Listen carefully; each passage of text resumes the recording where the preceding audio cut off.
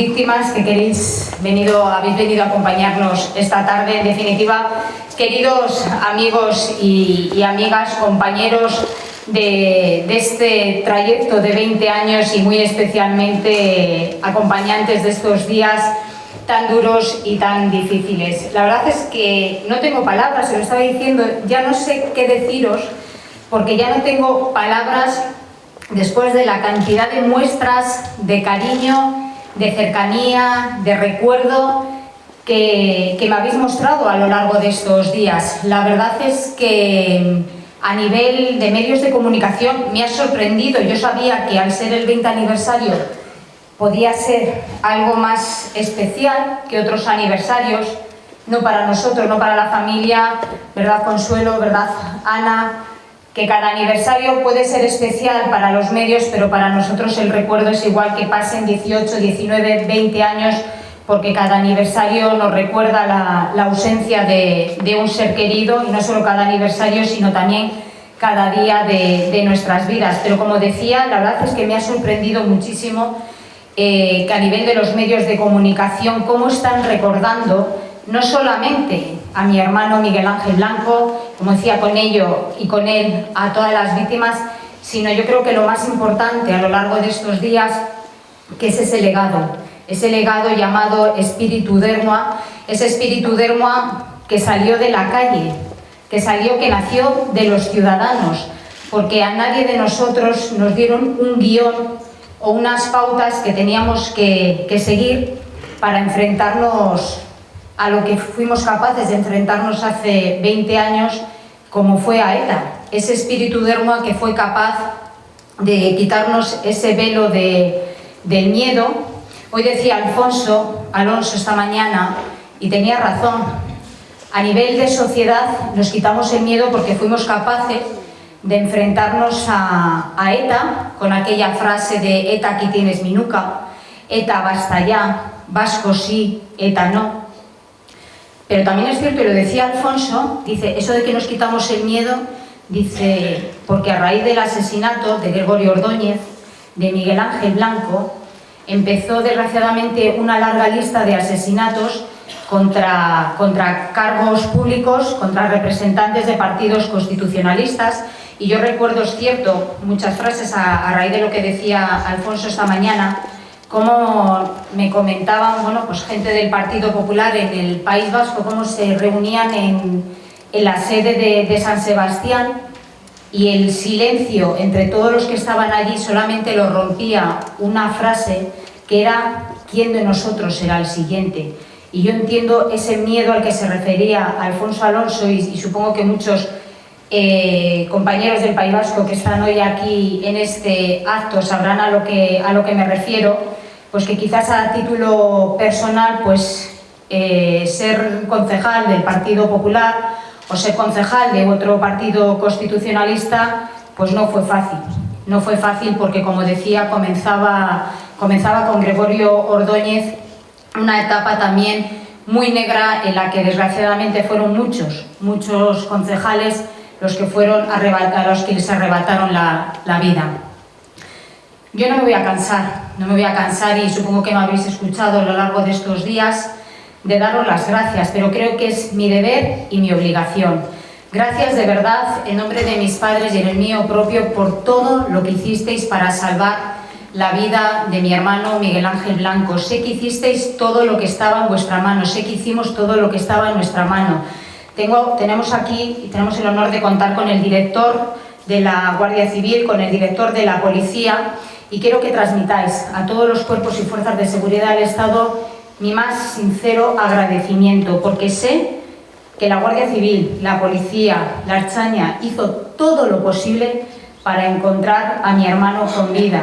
Yo recuerdo la imagen de un guardia civil en mi casa llorando cuando ya recibimos la triste noticia de su asesinato. Llorando el pobre, me pedía perdón por no haber conseguido salvar la vida de mi hermano. Y yo le dije, gracias, no me tienes que pedir perdón, gracias porque sé que habéis hecho todo lo posible para intentar salvar la vida de un joven de tan solo 29 años, con muchísima ilusión, con muchísimas ganas de comerse la vida, porque al final con 29 años tienes ganas de comerte la vida. Luego los años te van tranquilizando, pero es cierto que con 29 años acaba de encontrar un puesto de trabajo. Tenía un grupo de música que era lo que más le apasionaba. Como decía, pues una persona alegre, con muchísimos planes de futuro. Bueno, pues decidió, como otros tantos y tantos compañeros, dar el paso en la política, porque él pensaba que desde la política podía cambiar esa situación que se vivía en el País Vasco, del asesinato, de la coacción, de la amenaza. Él pensaba, igual que Gregorio Ordóñez, que desde la política podían cambiar esa situación de ver cómo muchos otros vecinos, conciudadanos, miraban hacia otro lado mientras, como decía, se asesinaba, se amenazaba y se coaccionaba. Lo que no podía pensar mi hermano es que esa situación no le iba a cambiar entrando él en política, sino que esa situación la iba a cambiar él con su asesinato. Y la cambió gracias, como decía, a ese espíritu d'Ermo, a esa unidad política y social, a esa unidad que daba comienzo al fin del terrorismo. Esta mañana lo recordaban también en la mesa redonda de esta mañana, en el que desgraciadamente tuvieron que pasar todavía muchos años, 76 víctimas inocentes asesinadas por la organización terrorista ETA, hasta que hemos conseguido derrotar policialmente a ETA. Nos queda mucho por hacer, que es conseguir esa disolución incondicional de ETA. Nos queda por conseguir ese relato basado en la verdad, en la memoria, en la dignidad, en la justicia, y ahí es donde una vez más tenemos que dar la batalla para que ese relato de la mentira, de la equidistancia, del olvido, de la ambigüedad, pues imponga, que al fin y al cabo es lo que pretenden la izquierda abertzale y todo ese mundo que lo rodea.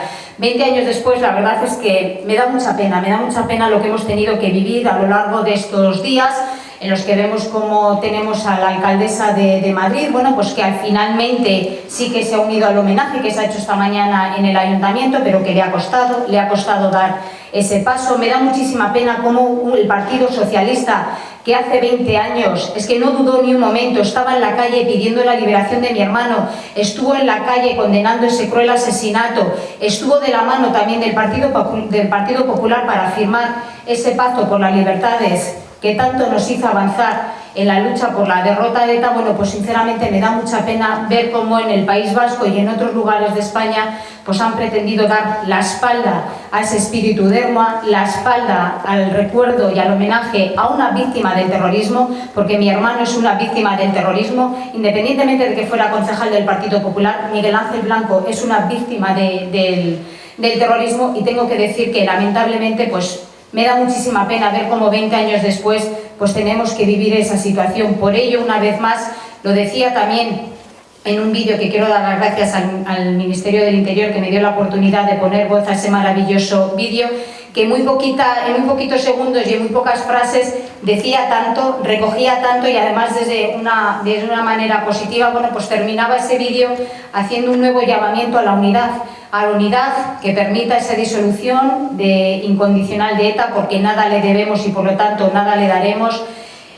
La unidad, como decía, para conseguir ese relato que ponga en el lugar que se merece, que dignifique la memoria de todas y cada una de las víctimas del terrorismo, y que no legitime la historia del terrorismo, y en definitiva unidad, porque la división lo único que da es alas y oxígeno a quienes hoy en día tendríamos que tener una sola voz para pedir su disolución. Voy terminando ya, porque me enrollo, y eso que yo decía que iba a hablar poquito. Termino ya. De verdad, gracias por estar 20 años después aquí. Sé que estuvisteis hace 20 años, habéis estado a lo largo de estos 20 años, y sé que podremos seguir contando las víctimas del terrorismo con todos y cada uno de vosotros para defender la memoria, dignidad y justicia.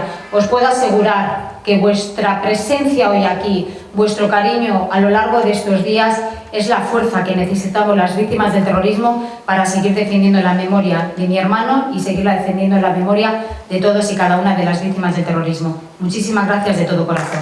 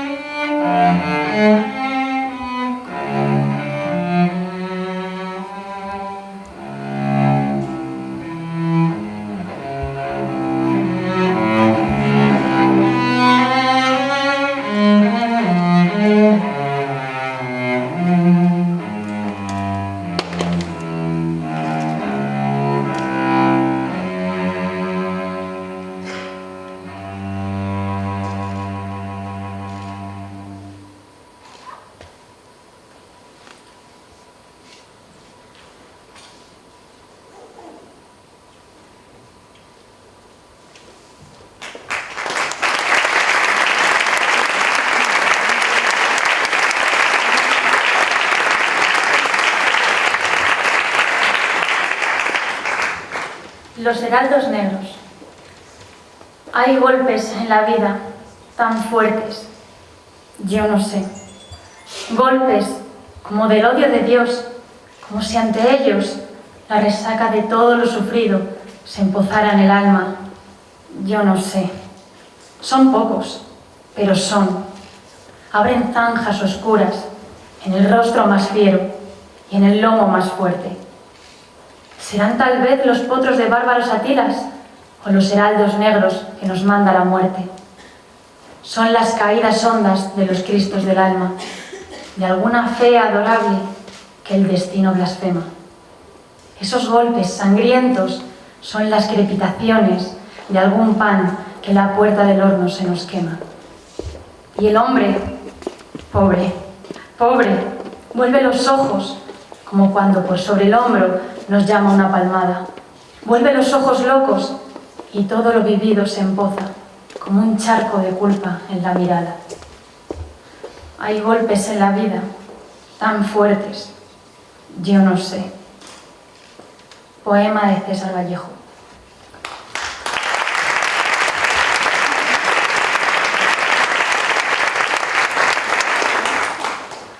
Texto de José Luis Pardo. La conciencia despierta. Hay pocas cosas más paradójicas que la conciencia.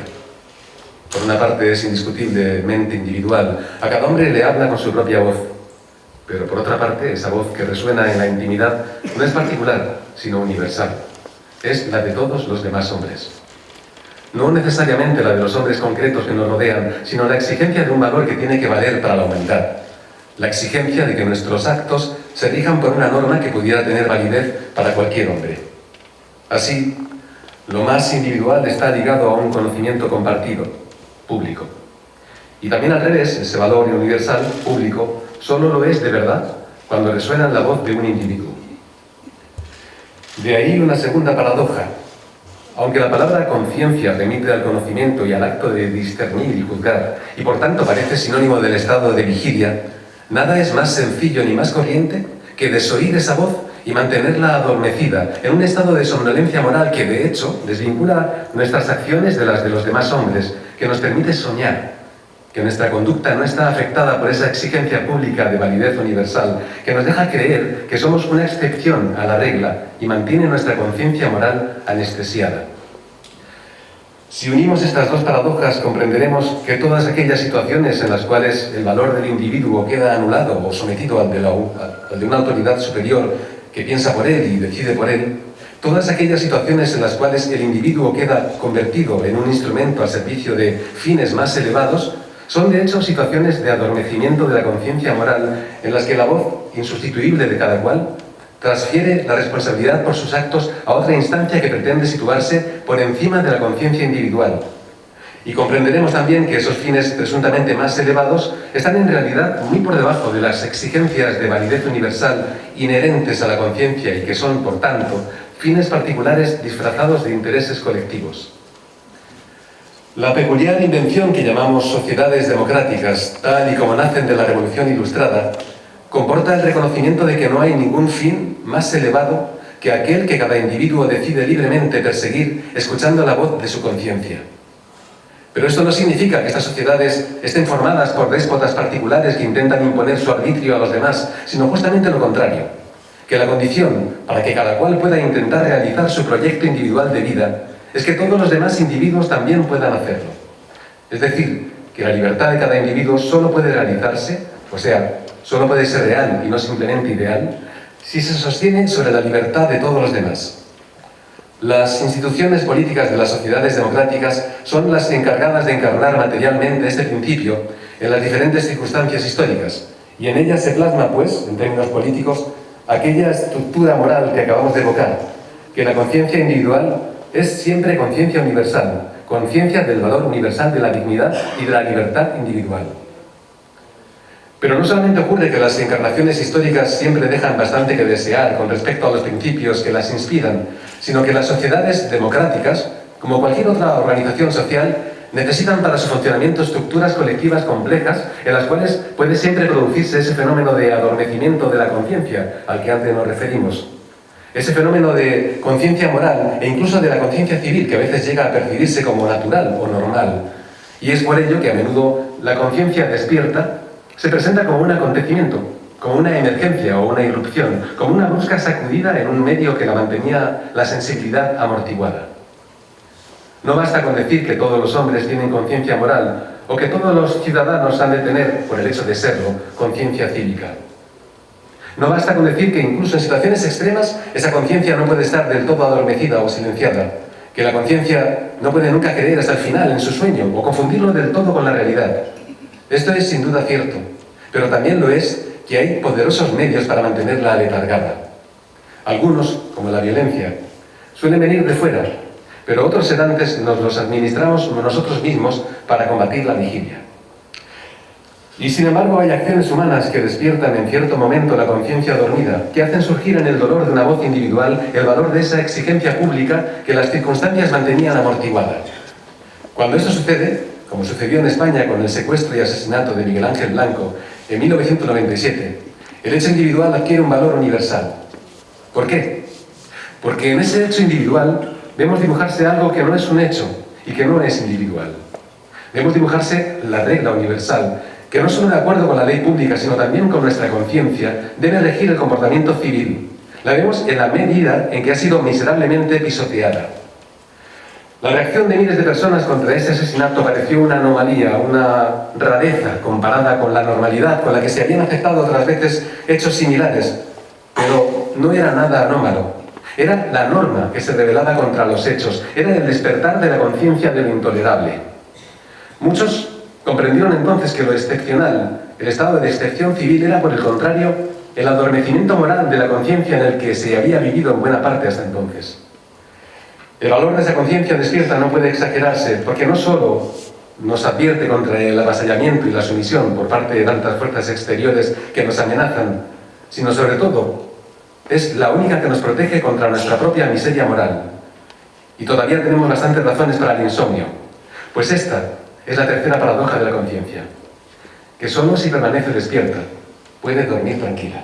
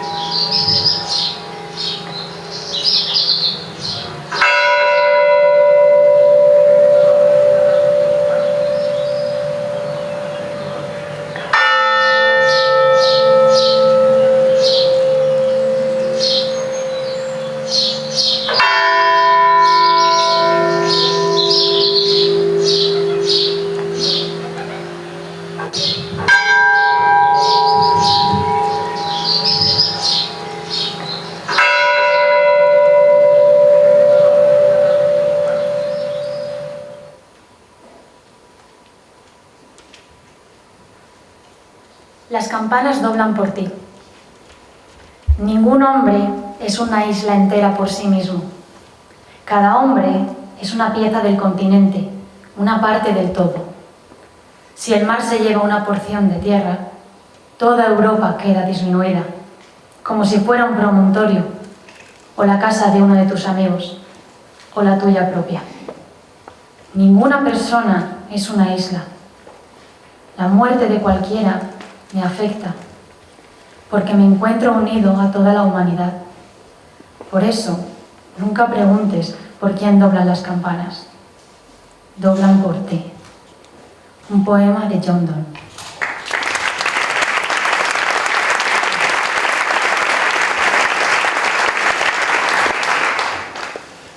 Texto de Fernando Aramburu, Versiones de la memoria. Con frecuencia hemos oído decir que la historia la escriben los vencedores. Creo que el aserto encierra una falacia. En todo caso, en él se confunde la actividad propiamente narrativa con su difusión. No son lo mismo. La historia la escriben los cronistas, entendiendo por tales a quienes desde la competencia del conocimiento y de la escritura se toman la molestia de levantar acta de lo ocurrido, por tanto, de crear la materia del recuerdo. No me consta que nadie provisto de un mínimo sentido del ridículo haya determinado jamás en qué medida Tucídides, Bartolomé de las Casas o Víctor Klemperer se pueden considerar historiadores al servicio de quienes ostentaron no se sabe qué sentimiento temporal de victoria. Más allá de las posibles vicisitudes que hubieran podido corresponder a sus respectivos testimonios, estos perduran a disposición de quienes se animen a conocerlos. No leer es tan pernicioso para la vigencia de la historia como la censura, la ocultación de la verdad o la persecución de los cronistas. El aserto mencionado al principio de este escrito confirma, no obstante, una evidencia, la de que no hay relato exento de una perspectiva. La mano que pone por escrito los sucesos colectivos la mueve un individuo a partir de su mayor o menor dominio del medio de expresión, de sus gustos y preferencias, de sus juicios y convicciones, y hasta de su estado de ánimo, a veces sí, jugándose la reputación, el puesto de trabajo e incluso la vida. La mera selección de los detalles dignos de integrar el testimonio supone una intervención en la sustancia misma del relato, no digamos ya cuando se da el paso inevitable de asociarlos a una interpretación. No hay pues historia enteramente objetiva, ni tan siquiera en la parte relativa a la consignación de los datos verificables. Es verdad que un solo hombre no puede abarcar con su empeño testimonial una época entera, tampoco en el caso de que hubiera estado presente en el tiempo y los lugares de su narración, o de que hubiese conocido personalmente a los testigos. Cuanto más amplio sea el fondo documental de la memoria, reportajes, tratados históricos, fotografías, películas, novelas, etc., mayores posibilidades tendrán los ciudadanos del futuro de hacerse un dibujo verídico y complejo, abundante en facetas de lo que ocurrió.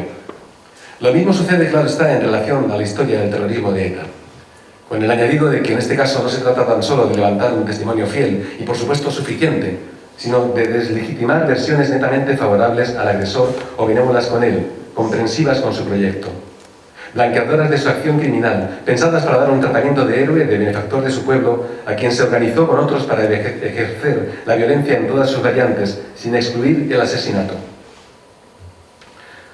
Salta a la vista que no es lo mismo desviarse de la verdad cuando el testimonio se refiere a una campaña de exploración de un territorio desconocido, a una proeza deportiva o a la historia traumática de una sociedad sometida durante décadas al terror y en la cual una considerable parte de sus agentes postuladores de la violencia sigue activa sin haberse apartado un centímetro del proyecto político en la gestión de la vida pública, ahora al parecer por vías pacíficas. Aquí el olvido protege al agresor en la medida en que oculta sus fechorías y crea un espacio en blanco donde reescribir a su gusto y conveniencia la historia. La disputa dialéctica afecta no solo al testimonio, sino también y muy principalmente al lenguaje. Como se sabe, las palabras significan, pero también connotan. No suena lo mismo banda terrorista que organización vasca, aunque ambas locuciones nombren o parezcan nombrar idéntica cosa. Hay enormes diferencias de matiz entre lo que unos llaman terrorismo y otros lucha armada. Preso de ETA o preso vasco, policía o chacurra. Y así podríamos seguir por largo espacio. Cuanto sabemos del Imperio Romano, de la Edad Media o de las invasiones napoleónicas se lo debemos a los libros y los museos. El presente de estos fenómenos históricos ya pasó, como dicen que ha pasado el asunto del terrorismo, de la lucha armada, según otros, de ETA. Urge crear la materia del recuerdo de una historia que por nada del mundo debería equiparar, con el pretexto de un llamado conflicto, a Miguel Ángel Blanco con quienes lo asesinaron. Ni olvidar, en definitiva, quiénes fueron los verdugos y quiénes las víctimas.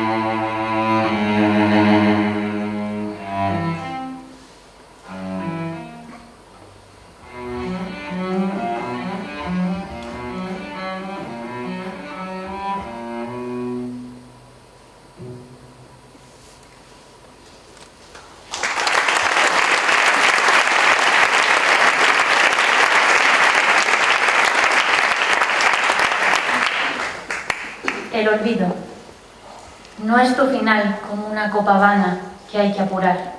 Arroja el casco y muere. Por eso, lentamente levantas en tu mano un brillo o su mención y arde en tus dedos como una nieve súbita. Está y no estuvo, pero estuvo y calla. El frío quema y en tus ojos nace su memoria. Recordar es obsceno, peor, es triste.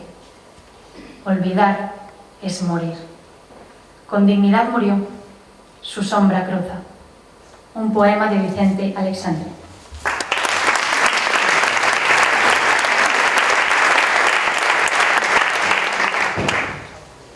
Texto de Reyes Mate. La autoridad de las víctimas.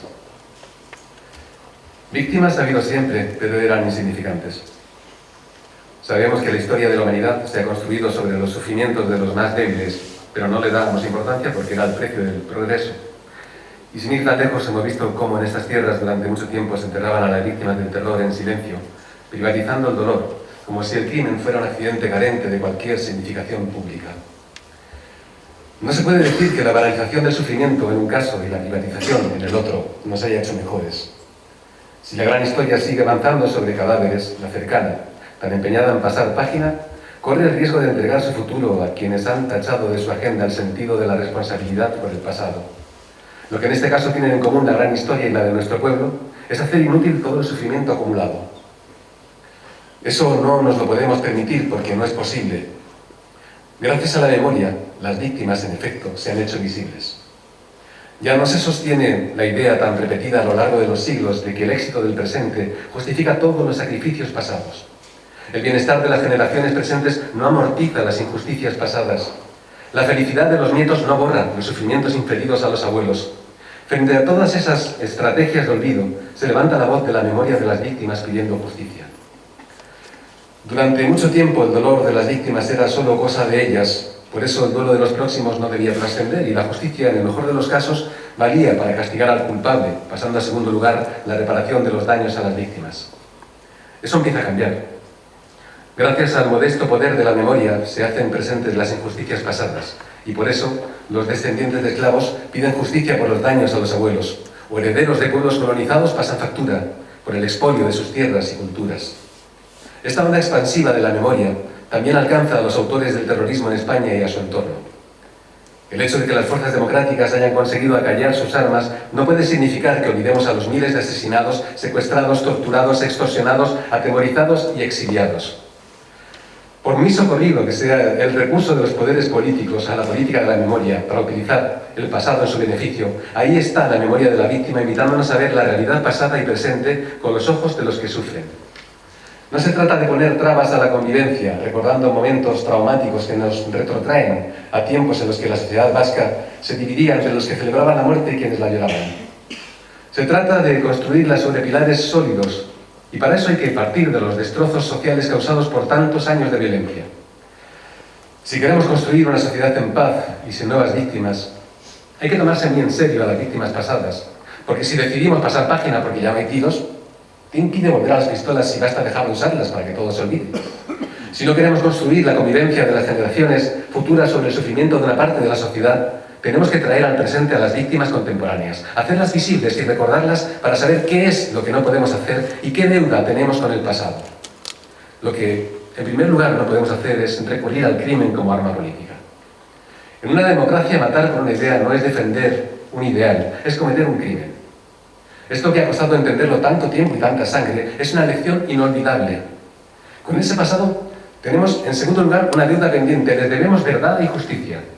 Y eso significa, por un lado, reparar lo irreparable y hacer memoria de lo irreparable. Pero también reconstruir el relato de ausencias, cuya clave tiene, en muchos casos, el autor del crimen o la organización criminal. Sin verdad y sin justicia, no hay manera de suturar la fractura social que provocó la catástrofe terrorista. Se ve así cómo el significado de las víctimas es privado y público, pues afecta al destino de los que son directamente golpeados, pero también al de la sociedad que ampara o tolera la violencia. Ahora bien, hablar de la significación privada y pública de la víctima es tanto como reconocer su autoridad a la hora de superar el pasado y construir el futuro. Esa autoridad alcanza en primer lugar al autor del daño.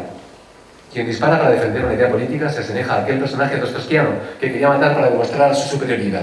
Lo hace, en efecto, pero lo que descubre es que ha asesinado a su propia humanidad y que solo puede acceder de nuevo a ella de la mano de la vida arrebatada. Su vida humana ahora depende de la vida asesinada.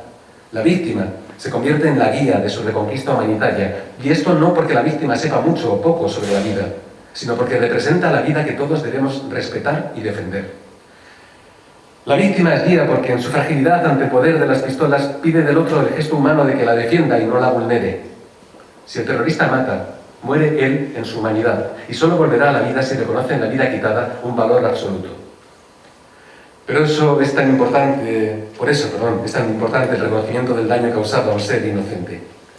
Ese gesto significa mucho para la víctima, pero mucho más para el victimario, porque ese reconocimiento es la puerta giratoria que le puede llevar a la reconquista de la humanidad perdida. Pero también tiene una dimensión política. Las balas asesinas tenían un mensaje político dirigido a las víctimas. Vosotros no contáis para la patria por la que luchamos y matamos. Ahora bien, si las víctimas del terrorismo llevan grabado en su destino el mensaje de la exclusión política, su memoria debe suponer la alternativa a cualquier política excluyente. La sociedad que las recuerde no puede ser excluyente, o dicho de otra manera, no puede permitirse alentar ni promover factores que han servido para discriminar entre ciudadanos tales como la raza, la sangre, la lengua o la cultura. La memoria de la víctima obliga a un nuevo tipo de política que no puede permitirse ninguna forma de victimación. No se espera ya de los políticos que salven ideales abstractos como la patria o la clase, sino que se hagan cargo del sufrimiento de los individuos. Donde mejor se expresa la mansa autoridad de la víctima es en el conflictivo asunto del relato del acontecido. Los violentos siempre han tenido un cuidado especial en privar al crimen de significación moral, sea borrándole de la conciencia, sea presentándole como inevitable o justificable, habida cuenta de las circunstancias. Los relatos se han convertido en el lugar de esta decisiva batalla interpretativa. Es lógico que haya pluralidad de relatos y por ello entendemos la vivencia subjetiva de los acontecimientos. Pluralidad también comprensible entre historiadores y por ello entendemos enfoques diferenciados de un proceso tan largo y complejo. Uno puede analizar el terrorismo, por ejemplo, desde el punto de vista de la actitud de la Iglesia Católica y otro poniendo el foco en los extorsionados. Son enfoques distintos, pero no incompatibles si están hechos con profesionalidad. Pero donde no puede haber pluralidad es en la valoración moral de la violencia. Matar por razones políticas solo puede ser un crimen. Nada hay que justifique a las ideologías que lo han defendido y nada que exculpe a quienes lo han practicado. Pretender rebajar la gravedad de un crimen convocando a otro, destino contrario, es una impostura porque en vez de poner el acento en la culpa, busca la exculpación. Pasa lo mismo que cuando el autor de un crimen se niega a pedir perdón mientras no lo pidan otros. Es un gesto inmoral porque el perdón deriva del reconocimiento del daño que su acto ha causado y no de lo que hagan los demás. En todas estas reacciones se sacrifica la reflexión moral al cálculo político, olvidando que por encima del todo cálculo está la figura de un ser inocente, la víctima, que desde su infinita fragilidad nos pide que nos hagamos cargo de ella, que protejamos la vida, que reconozcamos que haber matado para defender una idea ha minado nuestras defensas humanitarias. Precisamente porque el terror mina la unidad de quien lo practica o consiente. Es por lo que estamos obligados a reconocer la autoridad de las víctimas, si de verdad queremos insuflar humanidad en la existencia individual y colectiva.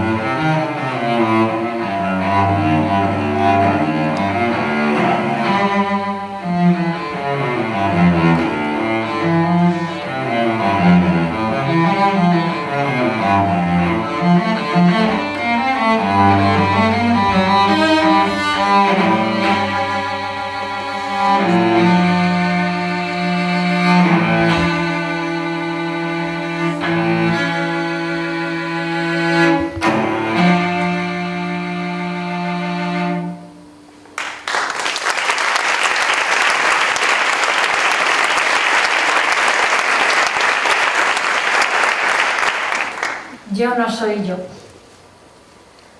Yo no soy yo.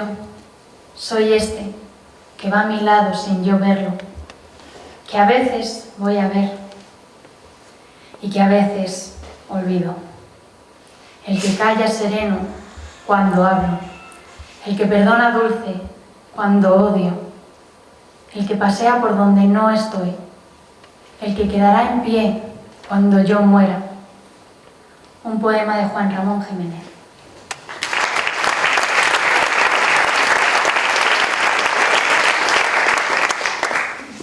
Texto de Teresa Freixes, La justicia y la venganza. Me piden que reflexione sobre la justicia, así, con mayúscula. Y para ello necesito hacer una retrospección en los tiempos, porque no siempre se ha entendido de la misma manera a la justicia. Había llegado buscando cómo hacerlo casi hasta Aristóteles, pensando que era la apreciación más antigua que nuestra cultura podía retrotraerse, cuando, a raíz de lo expuesto por un colega de la Universidad de León, Salvador Rus, me llega a las manos y me sorprende el concepto que Solón utilizó en estos versos. La justicia que, callada, se entera de lo presente y lo pasado, y con el tiempo llega siempre como vengadora. Era el pensamiento del que seguramente es el primer clásico del que tenemos constancia documental en materia de pensamiento político. Y sobre todo, lo que me llamó la atención era que en ese concepto la justicia no constituye solo una solución para el caso concreto, sino que marca los criterios para un retribucionismo previsible y éticamente adecuado. Porque con ello, buscando el equilibrio entre la pertenencia al grupo de los poderosos y también al de los desfavorecidos, así como a la necesidad de que la libertad de los ciudadanos quede sometida a una ley que sea igual y la misma para todos, se pone el dedo en la llaga del dilema que se ha venido planteando a lo largo de toda la historia de la humanidad. A partir de ahí, en nuestra línea clásica de pensamiento, desde Plutarco a Wilson, desde Aristóteles a Rawls, se plantea el dilema de si la justicia debe ser solo procedimiento o si con ese procedimiento se tiene que conseguir resultados moralmente sostenibles. Y ello conduce también a preguntarse si el concepto de justicia, al aparecer como vengadora, conlleva intrínsecamente una idea de venganza. ¿Sería moralmente aceptable que justicia y venganza fueran unidas? En otras culturas ciertamente se entendió que debían estar cercanas, puesto que era necesario retribuir lo injusto con un castigo de intensidad similar a la afrenta sufrida, como establece la ley del talión o el código de Hammurabi.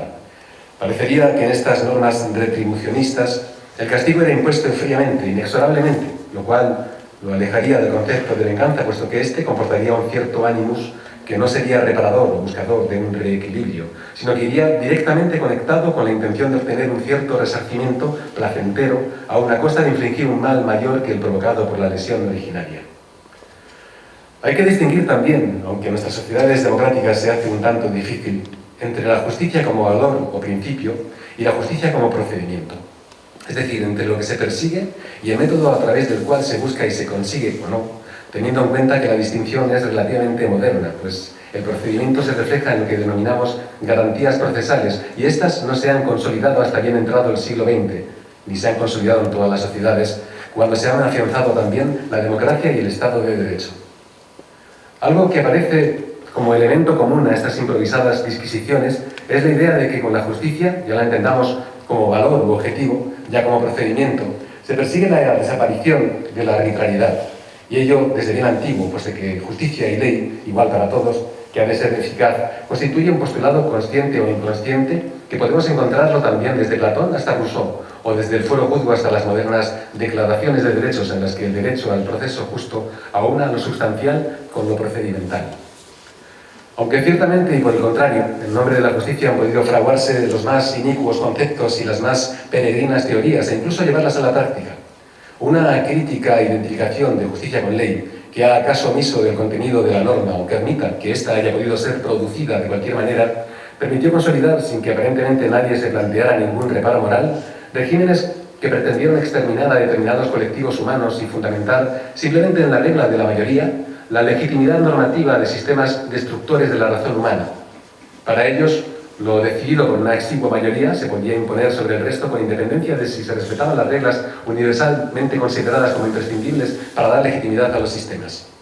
Incluso nos podríamos preguntar también si una mayoría, incluso cualificada, podría legitimar la adopción de normas que vulnerasen esos mínimos éticos que se consideran infranqueables desde el valor justicia. El debate entre Kelsen y Smith, la contraposición que el institucionalismo jurídico supuso, considerando como Hairu o Santi Romano que no solo el procedimiento o la mayoría justificaban la justeza de las normas, sino que era necesario reconocer en ellas un contenido identificativo que permitiera darles un sentido éticamente plausible, continúa estando hoy en el centro del debate sobre la justicia. También hay que distinguir entre la justicia como principio o como valor ético y la justicia como órgano del Estado servido por jueces y magistrados, aunque resulta difícil separar la segunda de la primera, porque si no es para impartir justicia en el sentido estricto del término, ¿para qué sirven los juzgados y tribunales? Porque se trata de garantizar un procedimiento que permite objetivar el tratamiento que necesitan los problemas normales en toda sociedad compleja como la actual, evitando que nadie se tome la justicia por su mano. Eso es el Estado de Derecho en una sociedad democrática.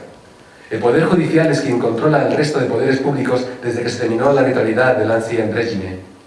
La justicia, es decir, quienes la imparten, no son ya solo, en la acepción de Montesquieu, la boca muda que pronuncia la palabra de la ley, porque la interpretación de las normas puede en ocasiones ser legítimamente constructiva, aunque tampoco pueden obviar el marco legal cuando éste ha sido democráticamente construido. Porque el juez está sujeto a la ley y a la Constitución, y ésta configura a la justicia como garantía de la democracia, y porque la ley y la Constitución derivan de la decisión democrática de nuestros representantes elegidos por sufragio universal.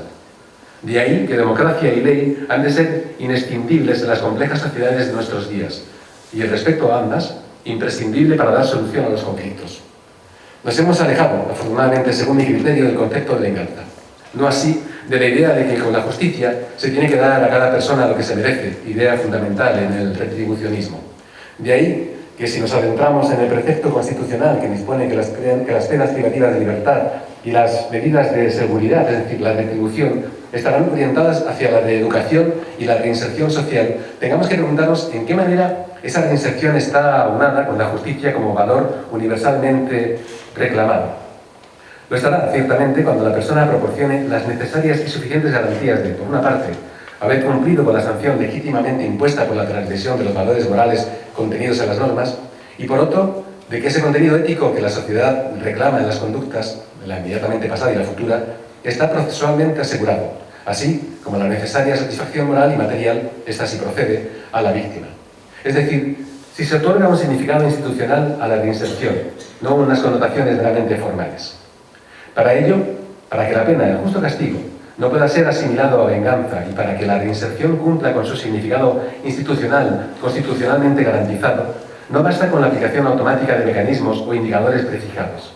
Es necesario analizarlos a la luz de la justicia, que lejos de la venganza, desde los antiguos griegos hasta los modernos institucionistas, se reclama de valores éticos y de su materialización retributiva, objetiva y subjetiva, en el caso concreto. Solo entonces estaremos ante la impartición de esa justicia con mayúscula a la que este texto se refiere.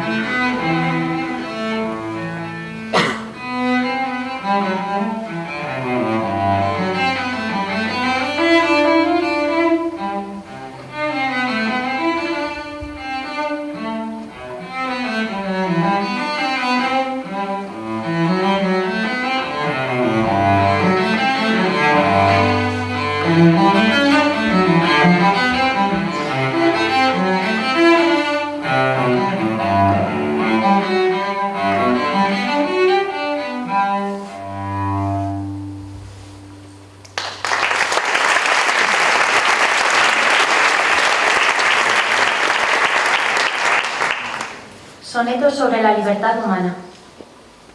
Qué hermosa eres, libertad. No hay nada que te contraste. ¿Qué? Dadme tormento.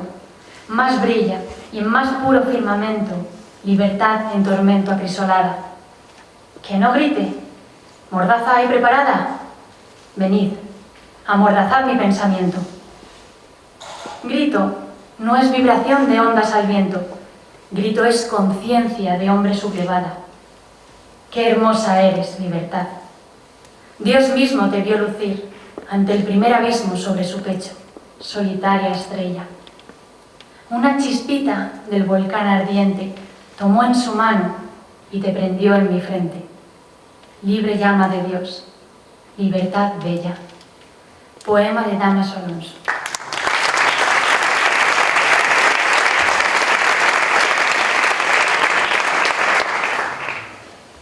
Texto de Gaisca Fernández Soldevilla.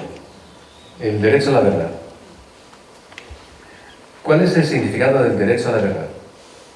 Confieso que no lo tenía claro hasta que conocí a Jesús Argudo Pérez. Aunque ya habíamos intercambiado llamadas y correos electrónicos, no nos vimos en persona hasta hace un par de meses. El encuentro tuvo lugar en la oficina provisional del Centro Memorial de las Víctimas del Terrorismo, en Vitoria.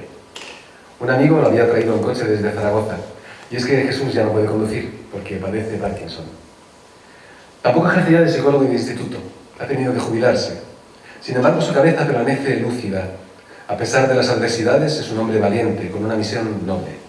Aquel día Jesús había recorrido 225 kilómetros para hablarnos de su padre. Esta es su historia.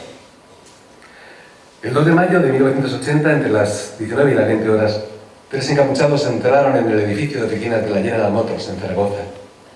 Estaba prácticamente vacío, solo quedaban algunos empleados y el director general, Theodore Faber. El comando no consiguió llegar hasta él. La puerta estaba custodiada por un guarda jurado a quien los terroristas dispararon. Inmediatamente huyeron del lugar del crimen. Cuando el conserje de la finca encontró a la víctima ensangrentada y sentada en su silla, todavía respiraba. Pero murió de camino al hospital. De 58 años, el guarda se llamaba Jesús Argudo Cano, era natural de Alcalá de la Vega, Cuenca, y tenía mujer y 3 hijos.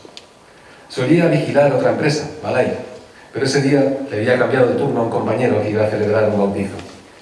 Era el padre del Jesús que estaba frente a nosotros, el que desgranaba la historia de manera detallada, aunque a veces, cuando se emocionaba, paraba su explicación en un momento.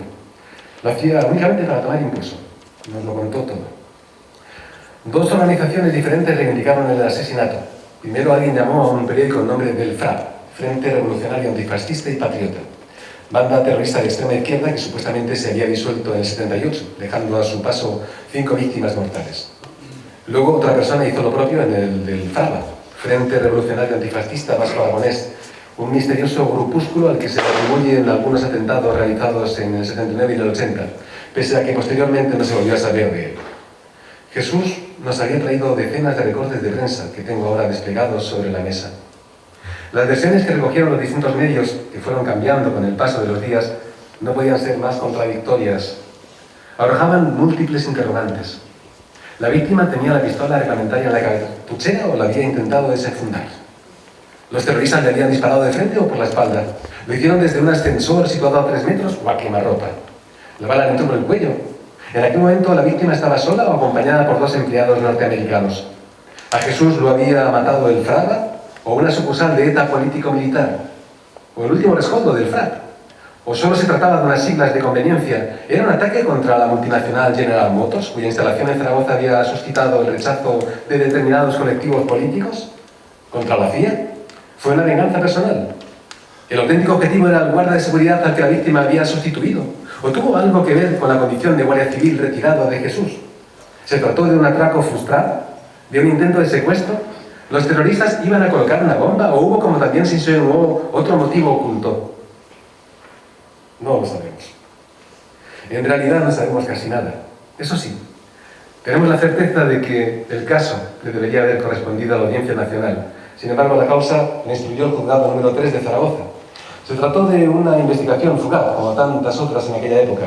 Se archivó menos de un mes después del asesinato. Nadie fue detenido.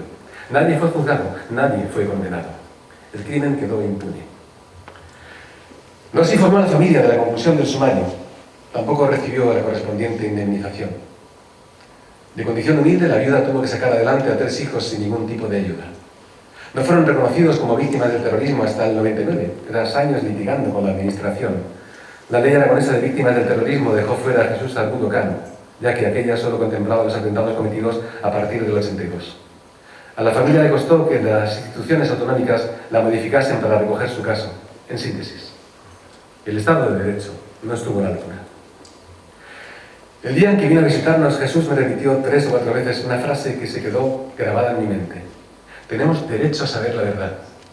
Y le urgía. Su madre tiene ya 90 años, por lo que él necesitaba encontrar urgentemente las respuestas a las preguntas que su familia llevaba 37 años haciéndose. ¿Cómo murió Jesús Argudo Cano? ¿Quién lo asesinó? Si la investigación policial descubrió alguna pista, ¿cómo se explicaba que el sumario se hubiese cerrado tan pronto o por qué a la familia se le habían cerrado tantas puertas hasta lograr que las instituciones admitiesen su condición?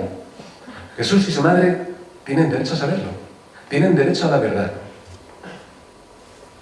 A algunos de ustedes la historia de la viuda y los hijos de Jesús Argudo Cano les sonará, porque en cierto modo también es su historia. De hecho, es similar a la de muchas de las familias de las cerca de 1.500 víctimas mortales y miles de heridos que el terrorismo ha causado en España. Jesús es uno entre tantos, y a todos ellos les asiste el derecho a saber.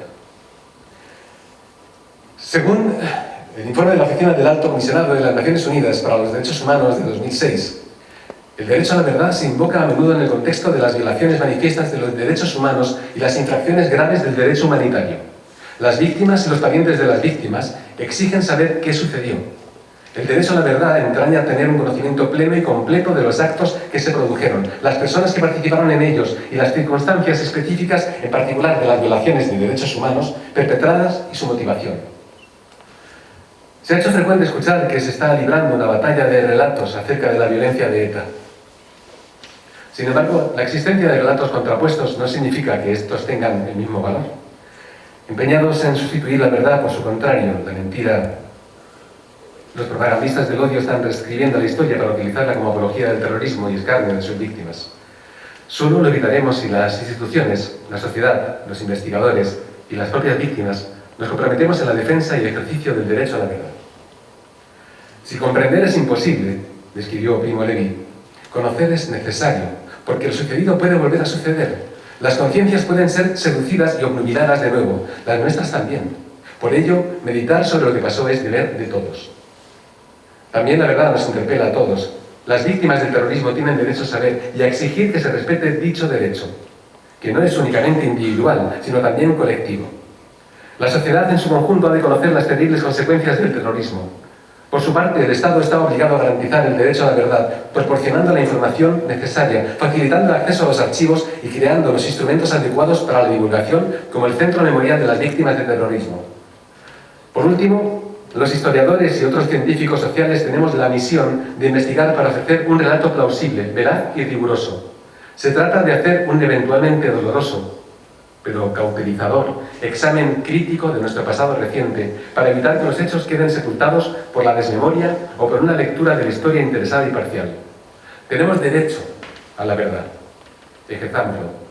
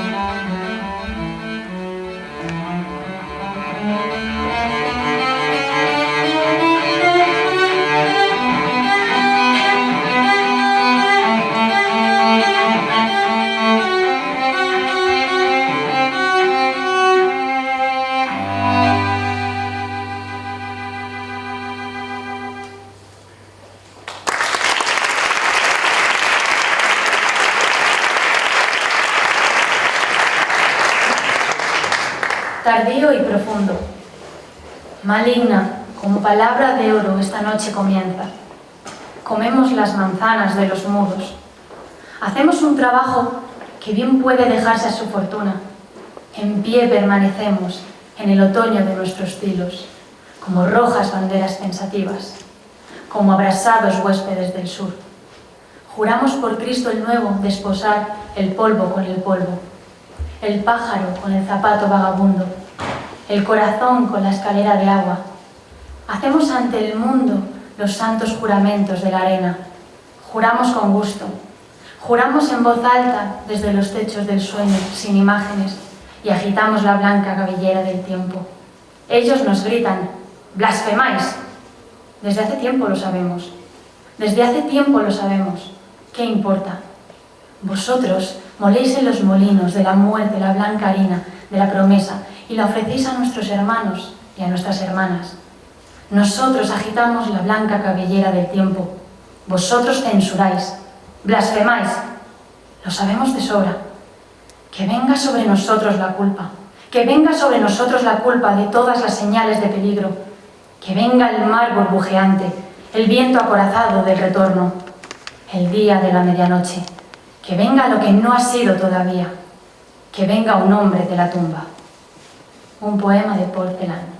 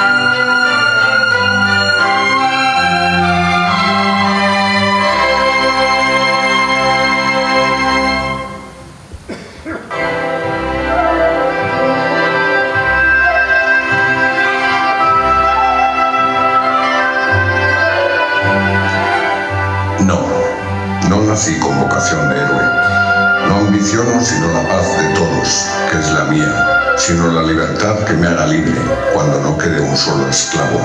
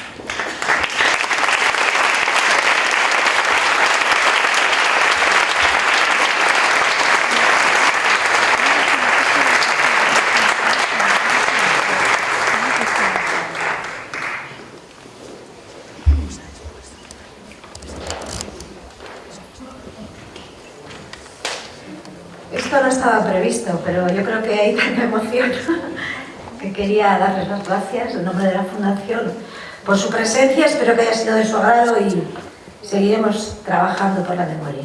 Gracias.